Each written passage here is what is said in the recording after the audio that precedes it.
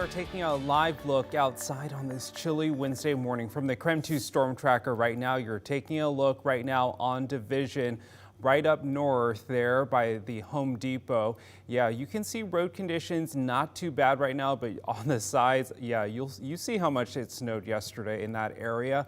But it really depends on where you are this morning. Some of those side roads are pretty slick, especially if you are, increasing in any sort of elevation or up any hill. So just be careful this morning and give yourself plenty of space in between you and the car in front of you. So this snow is also causing some school closings and delays this morning. We're tracking multiple school closings and one delay. Take a look at your screen here. Royal, Moses Lake, Quincy, Warden, and now new this morning, La Crosse School District closed this morning.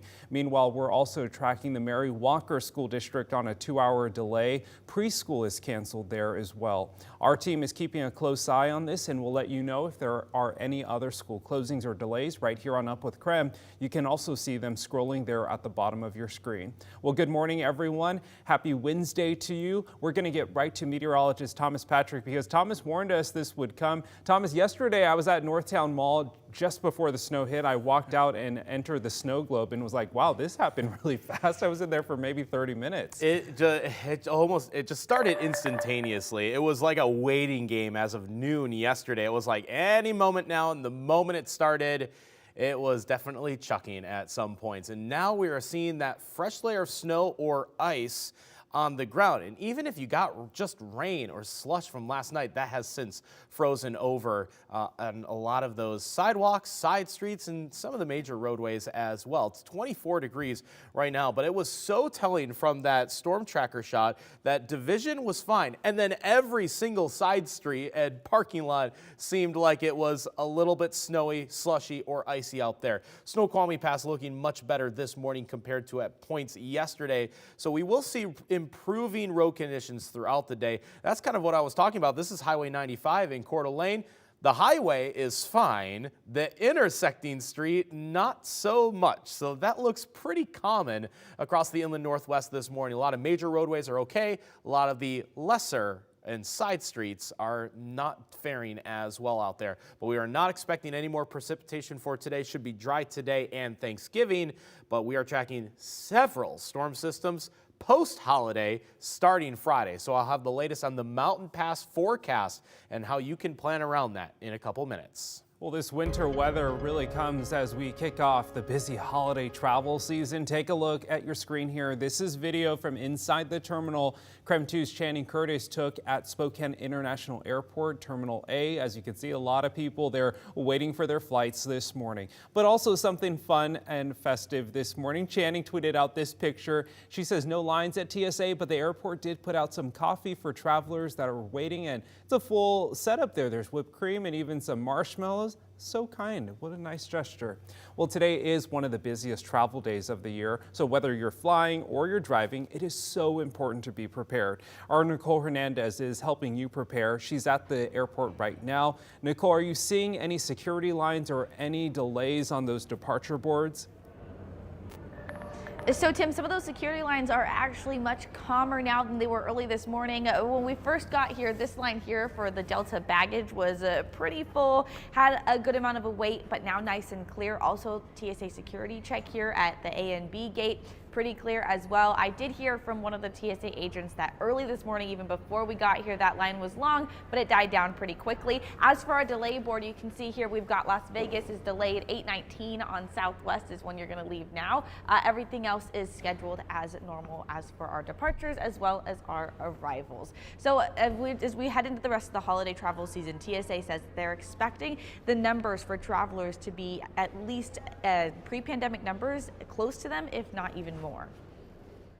So it's already going to have that feel of being very busy, and so whether we achieve the pre-pandemic volumes, we will have to see, but it's going to feel pre-pandemic because of how busy it will be around you for every step of the process.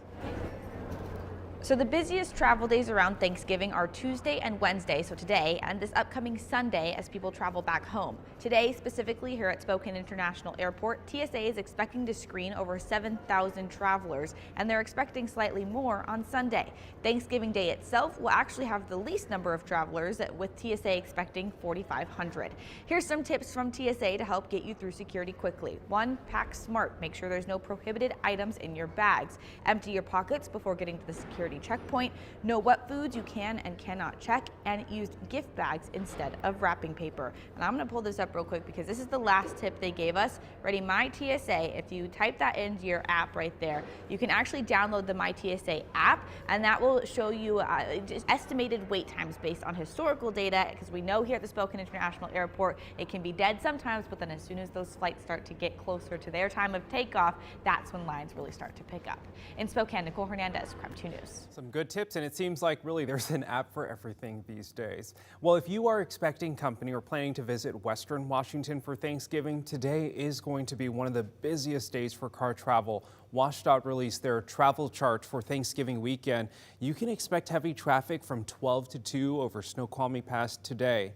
Meanwhile, if you are coming back over to the inland Northwest this weekend, make sure to give yourself plenty of time. WashDOT is estimating heavy traffic in the afternoon for Friday and Saturday, but Sunday is predicted to be the worst for traffic congestion most of the day from 9 to 5. And meteorologist Thomas Patrick told me Sunday will be very snowy as well. Also, taking a live look now at Snoqualmie Pass this morning, you could see traffic flow moving A-OK at this hour, but the roads were back open because it was closed yesterday afternoon because of heavy snow in the area. Traction tires, though, are advised in both directions right now. We're told there is compact snow and slush on the roads, with weather expected to be cloudy all day.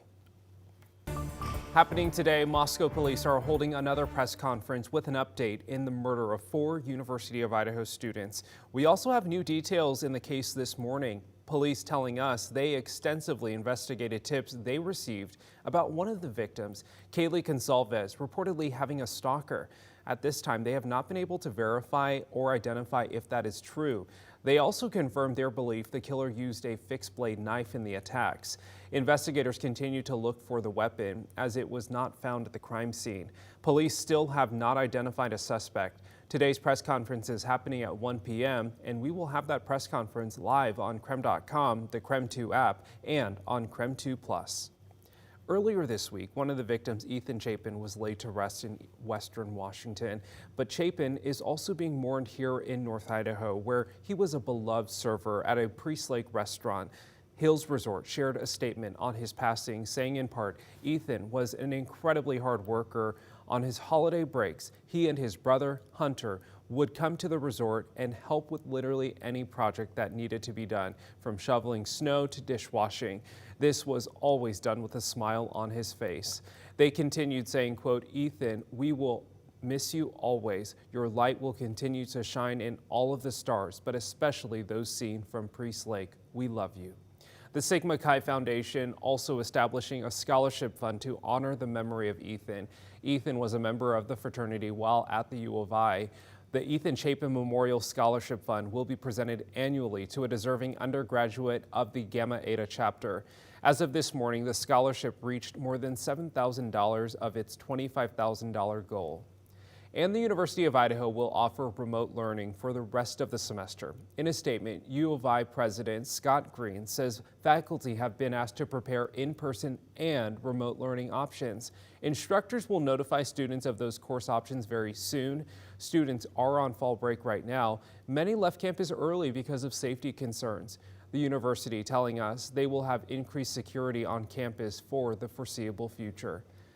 This is a developing story that we are continuing to follow and pressing for answers. In the meantime, for a look back at all of our coverage from the past week, you can head to KREM 2 Plus's streaming platform for an in-depth look at the investigation. You can download KREM 2 Plus now on Roku and Amazon.